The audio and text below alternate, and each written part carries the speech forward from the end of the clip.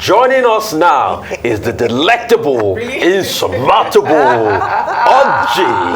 Ojanika, Jinx, Here is your with award. stories trending around the world. Here is your award, Rufai. Thank you.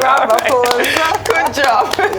Well, all Dr. right. Mati, I can't beat you. I can't beat you. No, you tried to do. You I tried. miss you so much, Dr. Mati. I We miss miss you. you, Can't beat Dr. you. Mati. Yes, you definitely. Good morning, Ayo. Good morning. Well, all right. How Well are done, Rufai. All right. Let's get into Rumble. All right, then. Well, good morning to you, viewers. Here are some of the stories that are trending across the globe. In the United Kingdom, the Duke of Sussex, Prince Harry's autobiography, Spare, has made history as the fastest-selling non-fiction book ever. The book recorded 400,000 copies sold so far across hardback, ebook, and audio formats on its first day of publication. Harry's book was mistakenly released early last week in Spain, with journalists scrambling to get a copy to report on what was inside the book before it was taken off the shelves. In the ghost-written memoir, Harry recounts his grief at the death of his mother, Princess Diana, his disputes with his brother, Prince William, and frustration at his role as the royal spare in the shadow of his elder brother, who is heir to the throne. In Greece, tributes pour in for the country's former king, Constantine II, whose 9-year reign coincided with one of the most turbulent periods in the country's political history. The former king, who is a cousin of British monarch King Charles III, ascended the throne at the age of 23 in 1964. At the time, he had already achieved glory as an Olympic gold medalist in sailing. Constantine II was born on June 2nd, 1940, in Athens. He was the nephew of Greek-born Prince Philip, the late Duke of Edinburgh, and husband of the United Kingdom's late Queen Elizabeth II. He was 82 years old. In Nigeria, the presidential candidate of the All Progressives Congress, Bola Ahmed Tinubu, has condemned the abduction of train passengers in Edo State, stating that the incident proves that the country has not completely won the war against insecurity. The APC presidential candidate described the abduction as another sad episode in the security challenges facing the country. 6 victims were said to have been rescued on Monday, according to authorities, including one female victim rescued on Tuesday.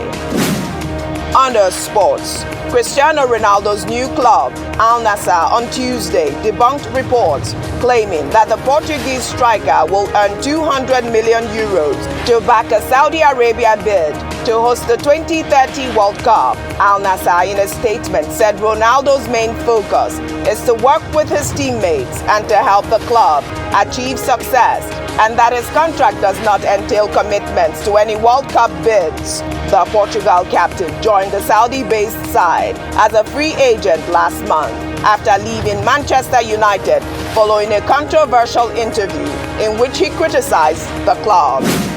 Finally, under entertainment, the 80th Golden Globe Awards ceremony returned on Tuesday after a year off air, with a red carpet flush with celebrities, as the beleaguered award show sought to rekindle its pre-pandemic and pre-scandal glamour. Steven Spielberg's autobiographical coming-of-age film, The Fabelmans, won Best Drama Film.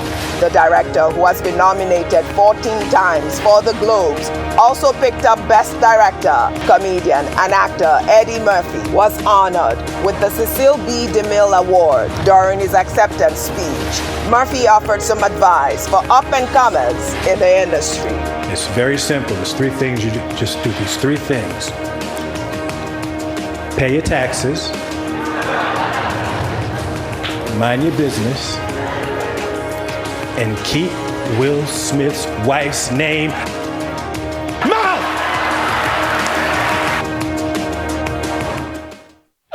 So, this man is my all-time favorite comedian, I swear. You know, we had to bring another Oscar moment right there. I mean, will Smith's slap ever fade away? Ever. Ayo, Rufai, quickly. Never. That's the big question. Well, first of all, congratulations to him, really. I mean, he deserves that honor. I mean, it is the highest honor at the Golden Globes, really. Congratulations to Eddie Murphy.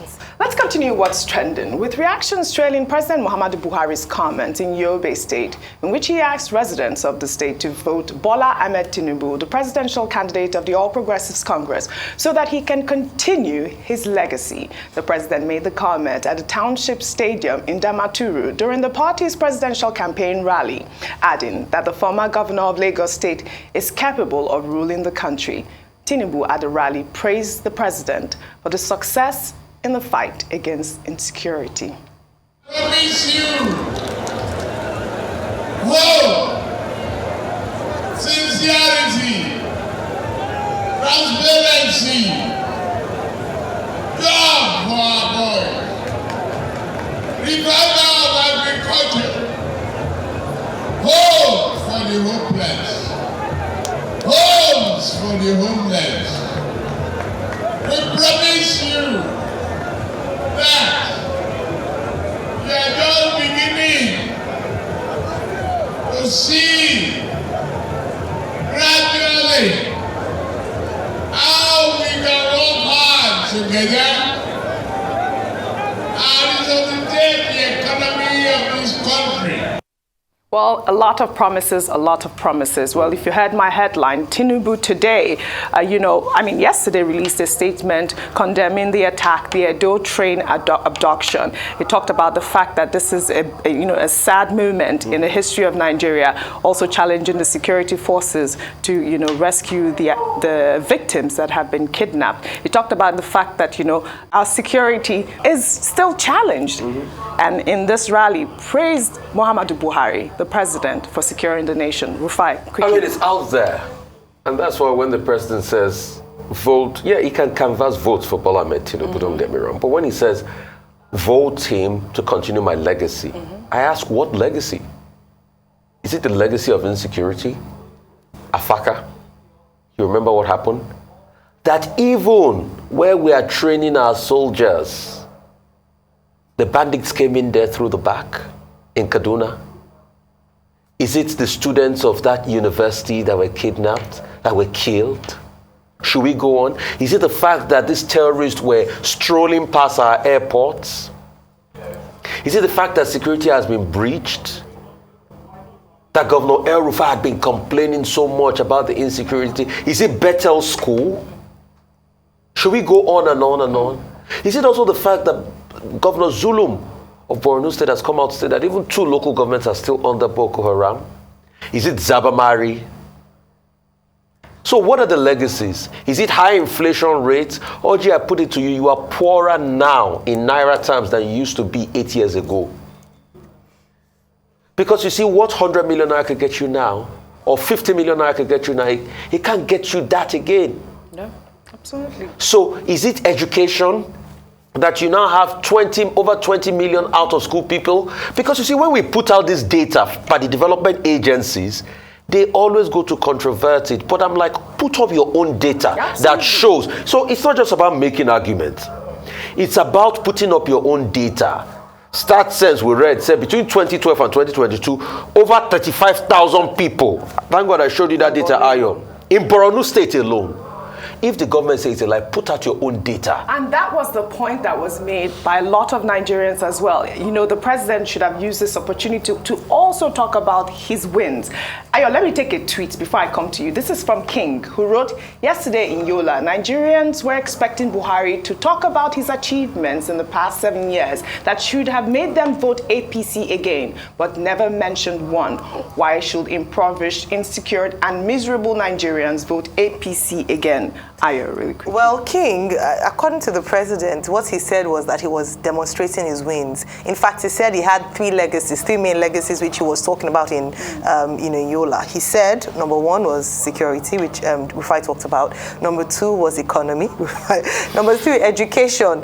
And every single one of them, unfortunately, there's nothing to show. If you're talking about, you've given examples, what analysts have said about the security situation in Nigeria is that, yes, he mentioned that he degraded the Boko Haram in the northeast. And they said, yes, the number of attacks and killings have reduced. However, they've now given birth to other siblings and spread across other parts of Nigeria. So now we have kidnapping. We have banditry. In fact, they say the bandits have gotten so brazen that they went to attack the Nigerian Defense Academy in Kaduna State. Yes, they're so brazen that they now hijack trains, and we talk about security being one of his legacies. So if that is your legacy, then we want to know which ones are. If this is a win, then we wonder what's your failure, or what the failure of this government, or what they didn't quite do well would be, because Nigerians do not think it's a win. Absolutely. Well, let's take another story. The presidential candidate of the Labour Party, Peter Obi, in an apparent jab to his opponents on Tuesday during a town hall meeting with members of the Anambra State Traditional Rulers Council at the government house in Awka, stated that Nigeria's presidential seat is too important to be used as a retirement home for older politicians. The Labour Party flag bearer went on to state that whoever emerges as Nigeria's president in 2023 must be equipped with the requisite knowledge to solve the current challenges facing the country. Let's take a listen. Let's make it work. We need a character. We want somebody who is competent. We want somebody who has the capacity. We want somebody who is committed. We want somebody with compassion. And above all, remember, this job requires physical and mental energy. Not environment. Well, Rufai, I bet a lot of Nigerians will agree with Peter Obi, as you also see in the former Nigerian president's endorsement, Olusegun Obasanjo, who addressed the youth to vote competent leaders. Well, in the meantime, Margaret Obi, wife of the presidential candidate of the Labour Party, stirred up social media with her dance moves in Anambra State while campaigning for her husband. Let's take a look.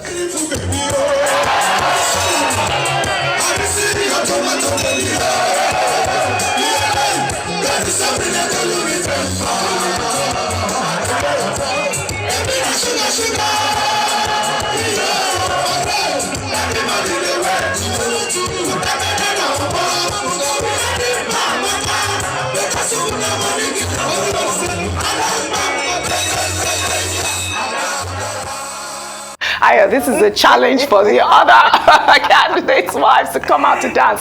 Booga next time, right? Yes, but all their wives are good dancers. So Labour Tinubu is a very good dancer. Okay, we're waiting. I want to see it. I love it. Absolutely. I like the way she was blushing like a new bride. I loved it too. Really adorable. That's a sweet song. Yeah. Sweet Well, love all song. right. Okay, we shall take our final story. Nollywood has paid tribute to filmmaker and founder of the African Movie Academy Awards, Peace Anyiam-Osigwe, who died on Tuesday after a brief illness. Anyiam-Osigwe was the president of the Association of Movie Producers in Nigeria. She attended Oxford Brookes University in England, where she obtained a law degree in political science. In 2015, she began Africa One initiative to celebrate Africans in the entertainment industry. She received a Member of the Federal Republic Award from the Nigerian government in 2012 for her work in the entertainment sector. She died at the age of 54. I am so heartbroken. Well, may her gentle soul rest in peace. Yeah. We all commiserate with the Nollywood film industry. Thank you all for your great analysis on What's Trending. I wish we had more time to chat on this. Well, that's all I have for you guys on What's Trending today. I'll see you all tomorrow.